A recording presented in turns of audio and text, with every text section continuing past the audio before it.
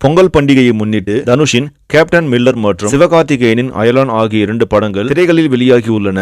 இதன் 3வது நாள் வசூல் குறித்த தகவல் தற்போது வெளியாகி இருக்கிறது. அதன்படி தனுஷ் நடிப்பில் உருவாகியுள்ள கேப்டன் மில்லர் படத்தை அருண் மாதேஸ்வர் இயக்கியுள்ளார். இதில் சிவராஜ்குமார், சந்தீப் கிஷன், பிரியங்கா மோகன் என பலர் நடித்திருக்கிறார்கள். பொங்கல் பண்டிகை முன்னிட்டு கடந்த ஜனவரி 12ஆம் தேதி வெளியான இப்படம் ஒடுக்கப்பட்ட மக்களுக்கான ஆலய நுழைவு போராட்டம் பற்றிய கதையை மாஸ் ஆக்ஷனுடன் பேசியிருக்கிறது. இப்படம் வெளியான 2 நாட்களில் 30 கோடியை வசூலித்து அசத்தியது.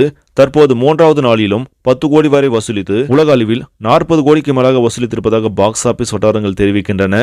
இதன் மூலம் தொடர்ந்து பாக்ஸ் ஆபீஸில் ஆதிக்கம் செலுத்தி வருகிறது தனுஷின் கேப்டன் மில்லர் படம். அதேபோல் சிவகார்த்திகேயன் நடிப்பில் ரவிக்குமார் இயக்கத்தில் வெளியான அயலான் படமும் கேப்டன் மில்லர் படத்தோடு போட்டி போட்டுக்கொண்டு வசூலை குவித்து வருகிறது. 2 நாட்கள் முடிவில் 22 கோடி வரை வசூலித்து அசத்தியது. தற்போது 3வது நாளிலும் படம் கிட்டத்தட்ட 12 கோடி வரை வசூலித்து 34 கோடியை வசூலாக பெற்றிருப்பதாக தகவல்கள் தெரிவிக்கின்றன. கேப்டன் மில்லர், அயலான் ஆகிய 2 படங்களும் தற்போது மக்கள் மத்தியில் நல்ல வரவேற்பை பெற்று வசூலை வாரி குவித்து வருவதால் ரசிகர்கள் உற்சாகத்தில் உள்ளனர்.